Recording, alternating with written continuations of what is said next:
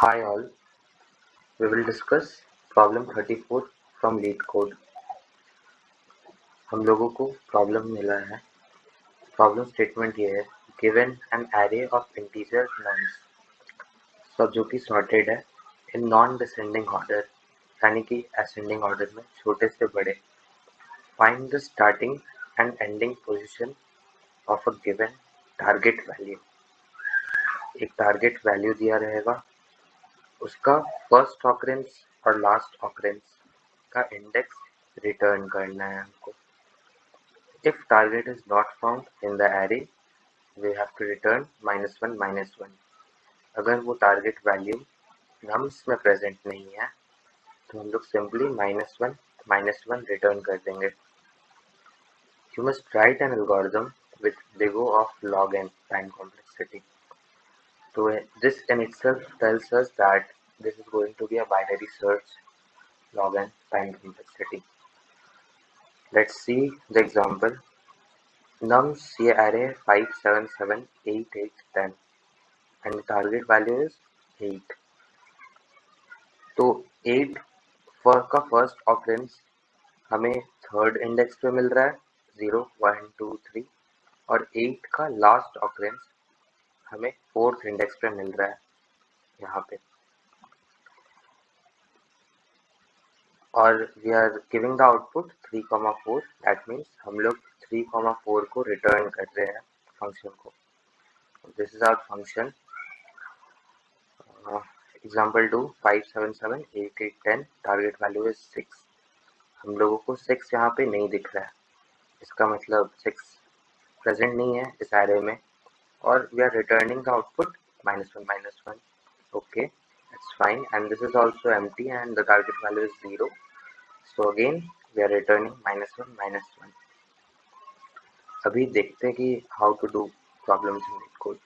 तो LeetCode बहुत अच्छा एक साइट है जिस पे बहुत सारी चीज़ इनबिल्ट होता है। तो बेसिकली ये एक फंक्शन है, ये फंक्शन को ही बस लिखना है हमको। तो इसमें कुछ भी इंक्लूड IOStream ऐसा कुछ भी नहीं लिखना पड़ता है। Just we have to write the function, this function is given, we have to complete this function. अब ये वेक्टर क्या है? Vector is nothing, vector array को बोला जाता है। बस ये C++ का STL होता है, स्टैंडर्ड टेम्पलेट लाइब्रेरी का फंक्शन है वेक्टर, जो कि इंटीजर टाइप है। और ये सर्च रेंज ये फंक्शन का नाम है, और इसके अंदर पास होगा नम्स। नम्स एक एरे है एम्परसेंड नम्स, जो कि एक वो वेक्टर है और उसका भी वो भी इंटीजर टाइप का है। और एक टारगेट वैल्यू है हमारे पास जो कि इंटीजर टाइप का है। ठीक है, नम्स एरे है ये वाला, this is nums, and our integer target is this one, ये इंटीजर है। ओके, सो पहले हम लोग क्या करेंगे, इस प्रॉब्लम को सॉल्व करने का अप्रोच पहले जानेंगे, कैसे कर सकते हैं इस प्रॉब्लम को solve. Basically what we will do here is we will do a binary search। Binary search इसमें दो बार करेंगे। पहला बाइनरी सर्च करेंगे टारगेट वैल्यू को फाइंड आउट करने के लिए का फर्स्ट ऑकरेंस के लिए, और दूसरी बार बाइनरी सर्च करेंगे टारगेट वैल्यू का लास्ट ऑकरेंस फाइंड आउट करने के लिए। तो अगर आप लोगों को बाइनरी सर्च का एक्सप्लेनेशन चाहिए तो मैंने प्रीवियसली एक वीडियो क्रिएट किया है, उस डिस्कशन में बाइनरी सर्च बहुत अच्छे से ड्राई रन करते हुए मैंने एक्सप्लेन करने की कोशिश की है। So if you have doubts, you can reach out to me. So okay,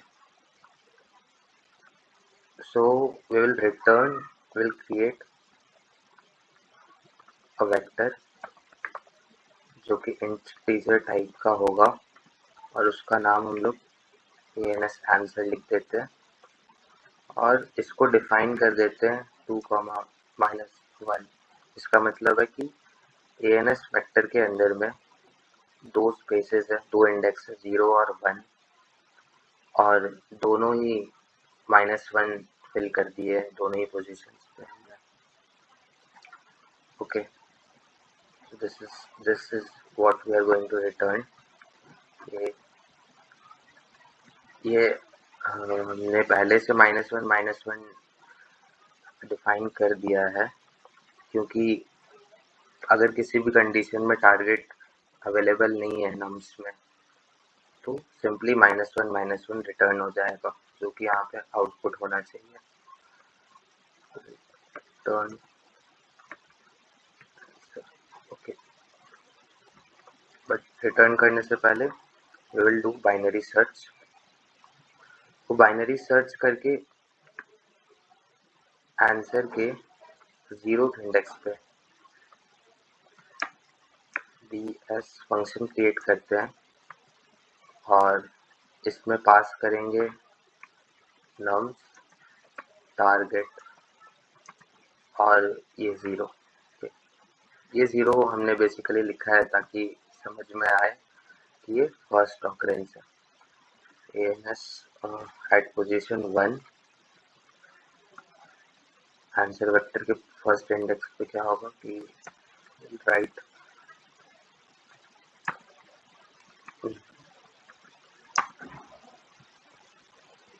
binary search, इसमें भी नम्स पास करेंगे, टारगेट पास करेंगे और 1 पास करेंगे।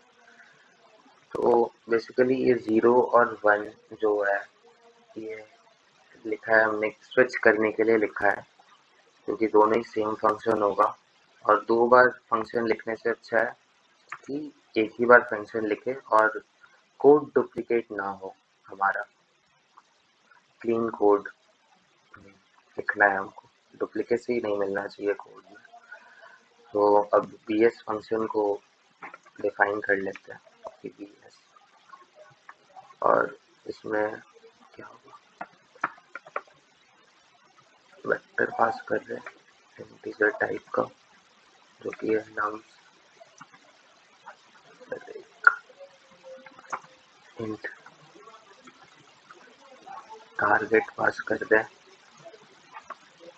और इंट स्विच पास कर दे, जो कि हमारा स्विच होगा फाइंड आउट करने के लिए कि हम लोग फर्स्ट ऑकरेंस के लिए बाइनरी सर्च चला रहे हैं या सेकंड ऑकरेंस के लिए बाइनरी सर्च चला रहे हैं, सॉरी लास्ट ऑकरेंस के लिए बाइनरी सर्च चला रहे हैं।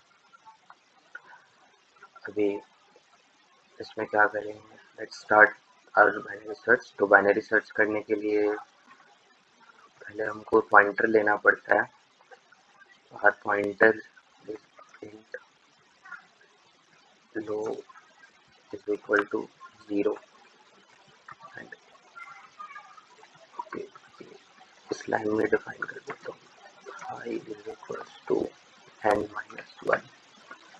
ये n क्या है, n is the size of the nums, int n is equals to nums dot size, nums dot size define किया हमने। nums dot size बेसिकली एक कोड है जिसको लिखने से हमको इसका कितने इसमें इंडेक्सेस है वो पता चल जाते हैं, 0 1 2 3 4 5 साइज ऑफ द नम्स, और जो भी साइज आएगा उसका -1 जो होता है वो उसका लास्ट इंडेक्स होता है। जैसे इसमें 0 1 2 3 4 5 6 इसका लास्ट इंडेक्स होगा। Now we will start writing the binary search while low is less than equals to high। जब तक हमारा low less than equals to high है तब तक बाइनरी सर्च रन करेगा। Now will find out the mid value, int mid is equals to low plus high divided by 2 if our nums at position mid less than sorry is equals to our target value,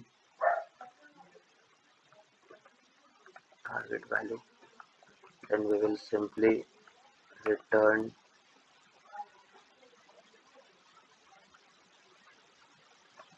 mid को return कर देंगे।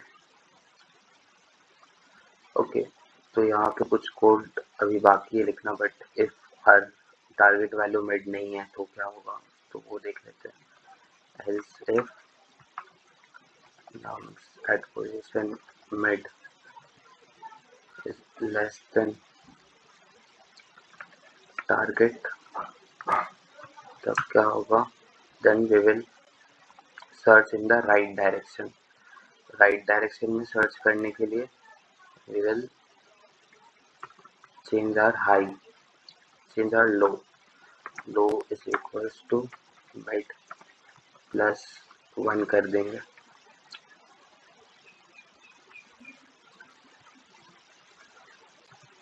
Else अगर हमको left direction में search करना है, high is equals to mid -1 कर देंगे। तो इसका अच्छे से एक्सप्लेनेशन मैंने बाइनरी सर्च का एक्सप्लेनेशन प्रीवियस वीडियो में दिया हुआ है, you can look back to that. And will return mid नहीं करेंगे, विल पुट, यहाँ पे ऐसे कर देंगे कि विल क्रिएट अनदर एक रिजल्ट वेरिएबल क्रिएट करेंगे, प्रिंट रिजल्ट, और उसको डिफाइन करेंगे -1 से। -1 से डिफाइन करने के बाद अगर हम मिड पोजीशन पे मुझे मिल जाता है तो मैं इसे रिजल्ट में सेव कर लूँगा। Result is equals to mid को सेव कर लूँगा। बट यहाँ पे कैच क्या है कि हमें फर्स्ट ऑकरेंस और लास्ट ऑकरेंस दोनों के लिए पता करना है। तो फर्स्ट ऑकरेंस अभी तो बस हमें ये सर्च हुआ है कि ये वैल्यू है कि नहीं है, 8 इसमें अवेलेबल है और इस इंडेक्स पर अवेलेबल है, बस हमें ये पता चला है। लेकिन ये तो पता नहीं है कि वो फर्स्ट ऑकरेंस है उसका या फिर लास्ट ऑकरेंस है, और हमें यहाँ पे फर्स्ट ऑकरेंस और लास्ट ऑकरेंस रिटर्न करना है। तो इन दैट केस जब हमें यहाँ पे मिल रहा है मिड वैल्यू, मिड इंडेक्स, उसके अब हम लोग लेफ्ट साइड में सर्च करेंगे। तो एक कंडीशन लिखते हैं,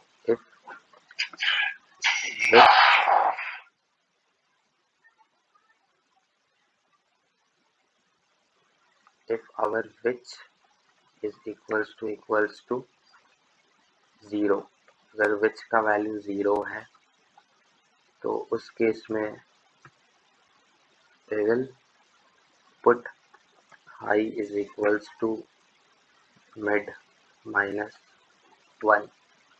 लेफ्ट साइड में सर्च करना शुरू करेंगे और तब तक लेफ्ट साइड में जाएंगे जब तक कि हमें फर्स्ट ऑकरेंस नहीं मिल जाता। और एल्स कंडीशन लिख देंगे। अगर एल्स बेसिकली हम लोग यहाँ पे चेंज कर रहे हैं, else we will see for low is equals to mid +1। Mid +1 कर रहे हैं, मिड +1 करने से लास्ट ऑकरेंस के लिए ये वाला चेक होगा। तो पहली बार जब हमें यहाँ पे मिड मिल जाएगा रिजल्ट में मिड सेव हो गया, उसके बाद हम लोग चेक करेंगे कि ये फर्स्ट फंक्शन के लिए काम कर रहे हैं या सेकंड फंक्शन के लिए।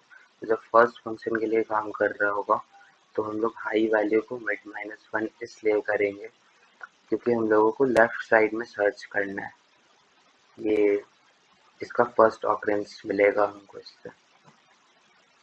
और जब ये which is not equal to zero होगा, मतलब विच का वैल्यू जीरो नहीं होगा, सेकेंड फंक्शन के लिए जब वन होगा, तब हम लोग राइट डायरेक्शन में सर्च करेंगे, यानी कि लास्ट ऑकरेंस के लिए फाइंड आउट करेंगे। तो रिजल्ट हमें यहाँ पे मिल गया, तो यहाँ पे बेसिकली सिंपली रिटर्न रिजल्ट कर देंगे।